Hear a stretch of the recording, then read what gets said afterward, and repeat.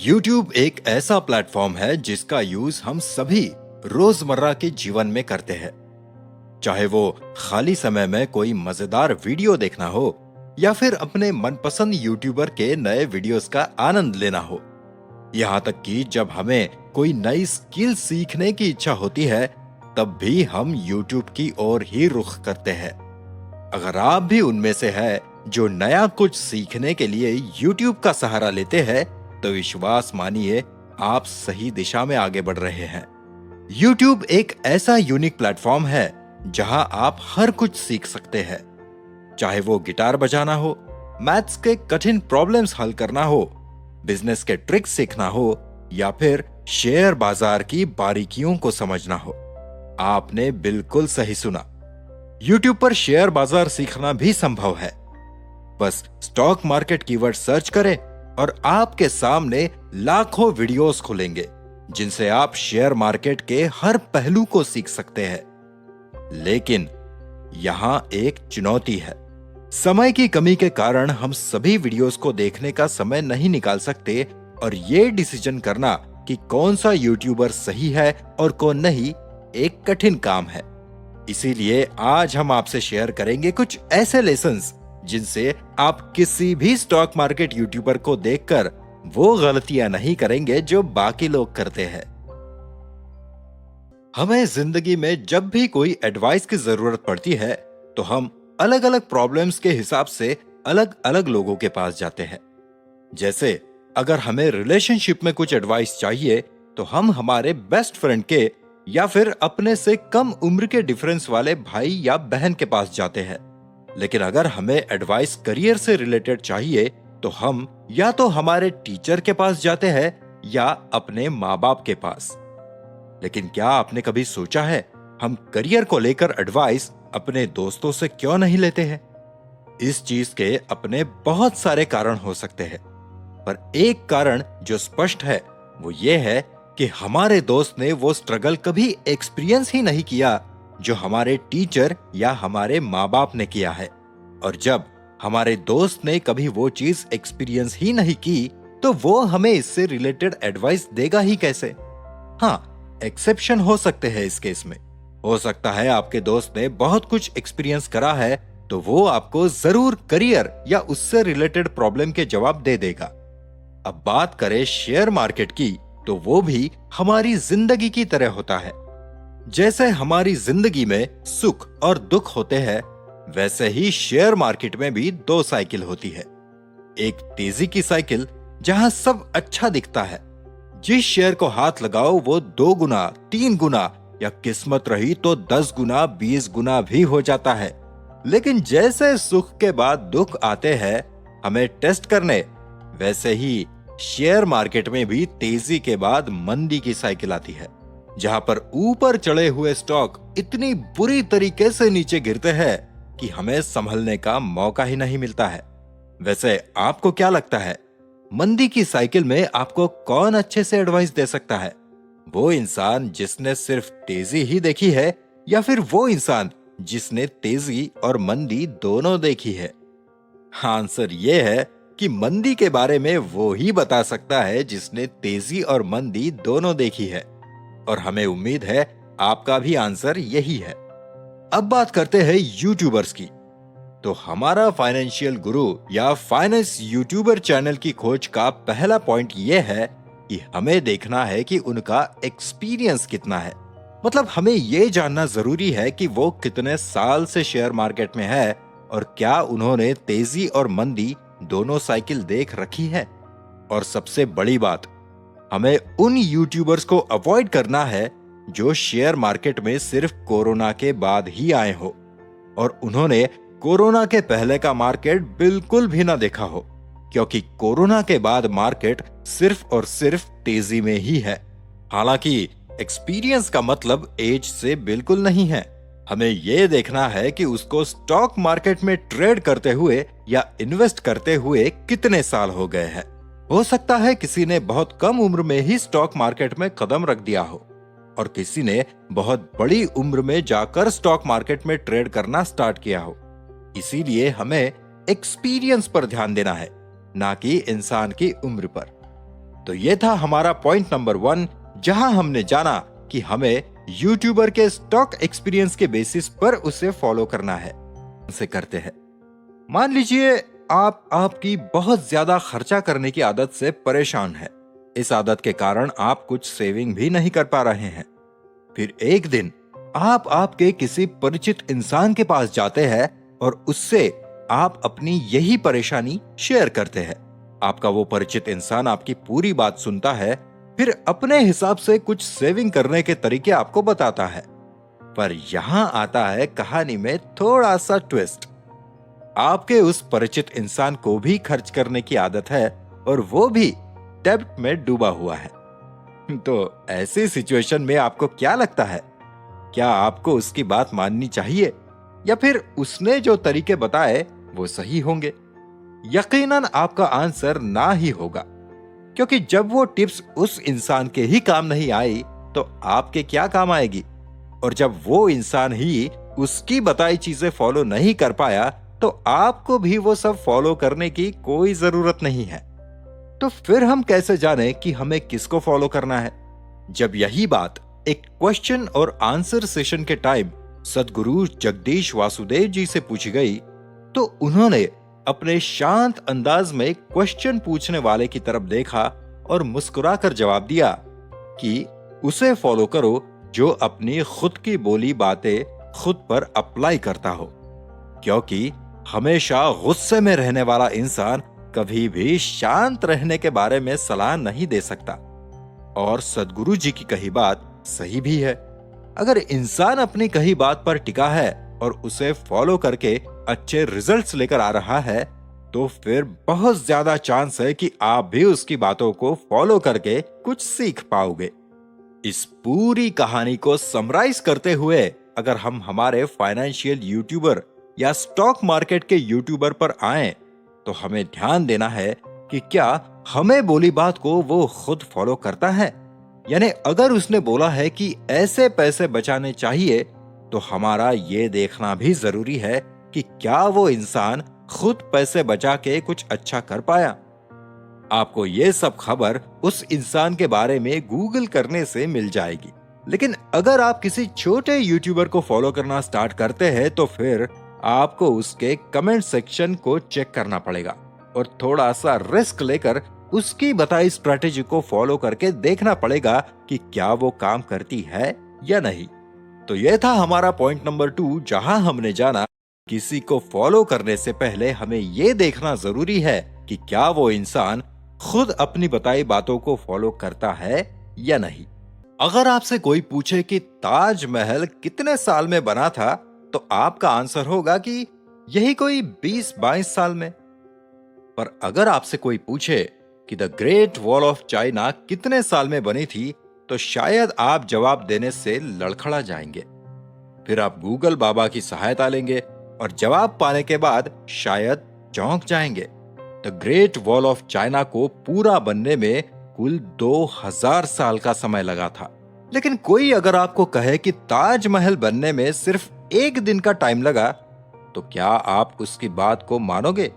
या फिर कोई कहे कि भाई ये गूगल सब गलत दिखा रहा है, तो ग्रेट वॉल ऑफ चाइना बनने में कोई 2000 साल वाल नहीं लगे थे, वो तो 2 साल में बनकर तैयार हो गई थी। क्या आपको इस बात पर यकीन होगा? क्या आपको सच में लगता है कि हजारों किलोमीटर लंबी दीवार सिर्फ 2 साल में बनी होगी? अगर इन सब का आंसर नहीं है, तो फिर आपको क्यों लगता है कि कोई सिर्फ 1000 रुपए शेयर मार्केट में लगाकर हर रोज 10,000 का प्रॉफिट बना रहा है? वैसे प्रॉफिट वाली बात को सच मानने में आपकी कोई गलती नहीं है। सारी गलती है इन नंबर्स की, जो हमें बहुत ही ज्यादा एक्साइटेड कर देते हैं, खासकर तब जब हम अपने इनकम से कंपैरिजन स्टार्ट कर देते हैं। अब सोचिए ना, अगर आप शेयर मार्केट से रोज के 10,000 कमाते हैं, तो मंथ में आराम से 2 लाख कमा लोगे और साल की इनकम हुई 24 लाख, वो भी सिर्फ और सिर्फ 1000 के इन्वेस्टमेंट से। लेकिन अगर ये सब सच होता तो हर कोई ही ये बिजनेस नहीं कर लेता। और अगर एक बार को मान भी लेते हैं कि ये सब सच है, तो कोई इंसान आपको क्यों उसका सीक्रेट बताएगा? क्योंकि उसका सीक्रेट जानकर तो आप उसके सीधे सीधे कॉम्पिटिटर बन जाओगे। और अगर उसकी ये सीक्रेट टेक्निक सबको पता चल गई तो फिर वो उसे यूज भी नहीं कर पाएगा। तो इन सब बातों का सीधा सीधा मतलब ये है कि अगर कोई भी यूट्यूबर अपने प्रॉफिट को बढ़ा चढ़ा कर बता रहा है तो हमें उनसे दूर रहना है, या फिर कहे तो उनको फॉलो नहीं करना है, क्योंकि 1000 से 10,000 रुपए एक दिन में कमाना पॉसिबल नहीं है। और अगर पॉसिबल भी हुआ तो वो जिंदगी में एक बार आने जैसा मौका होता है, ना कि जिंदगी में बार बार आने जैसा। अभी आप कहेंगे कि भैया वो तो अपने प्रॉफिट का स्क्रीनशॉट डालते हैं और कुछ तो लाइव ट्रेडिंग भी करके दिखाते हैं। आपकी बात बिल्कुल सही है, पर आज के जमाने में जहां लोगों के चेहरे वीडियो में एडिट हो जाते हैं, तो फिर एडिट करके ट्रेडिंग दिखाना कौन सी बड़ी बात है। और रही बात स्क्रीनशॉट की, तो उसे भी एडिट करना बहुत आसान है। वैसे YouTube पर और भी यूट्यूबर्स हैं जो लाइव ट्रेडिंग दिखाते हैं जहां उनको लॉस भी होता है। कभी कभी जितना लगाया सिर्फ उतना ही वापस आ पाता है, और वो लोग भी ज्यादा से ज्यादा अपने लगाए पैसे का 10% तक ही दिन का कमा पाते हैं। यानी अगर 1000 रुपए लगाए तो 100 रुपए वापस कमा पाते हैं।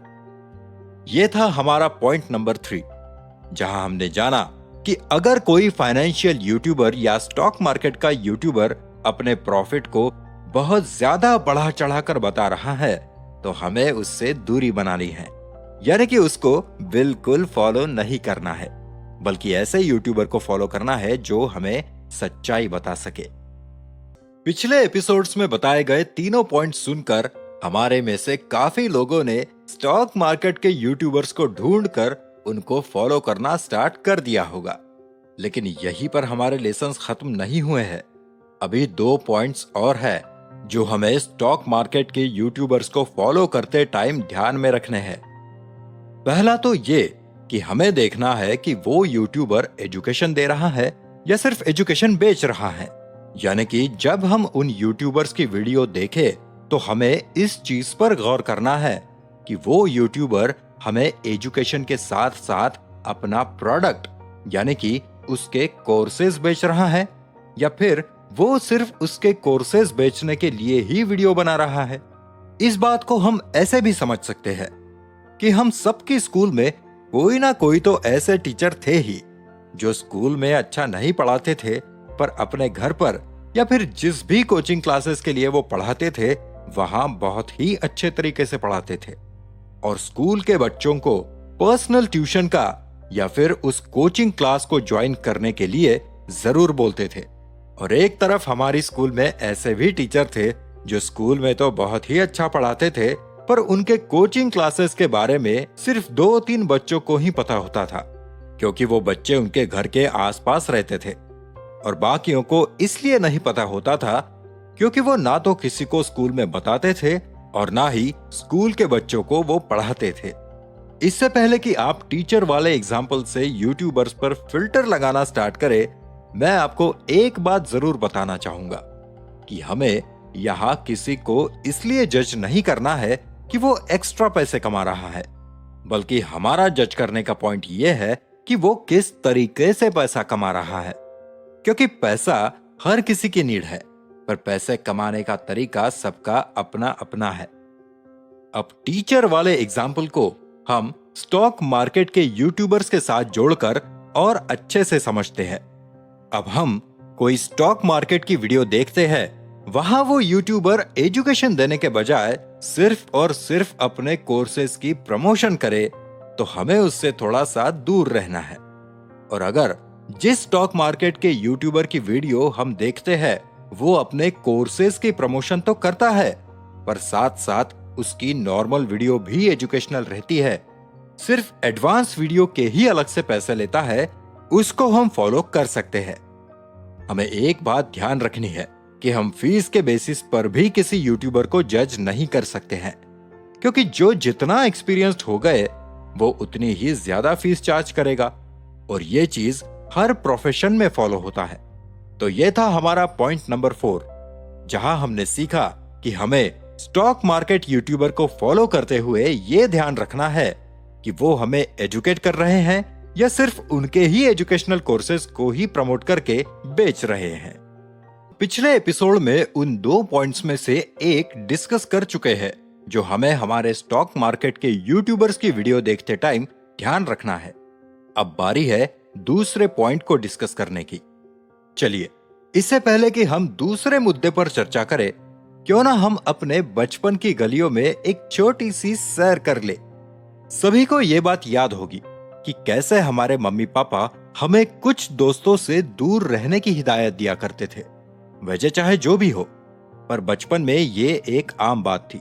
फिर जैसे जैसे हम बड़े हुए, उन दोस्तों से दूरी बनाने का इंस्ट्रक्शन मिला जो पढ़ाई लिखाई में कम और घूमने फिरने में ज्यादा विश्वास रखते थे।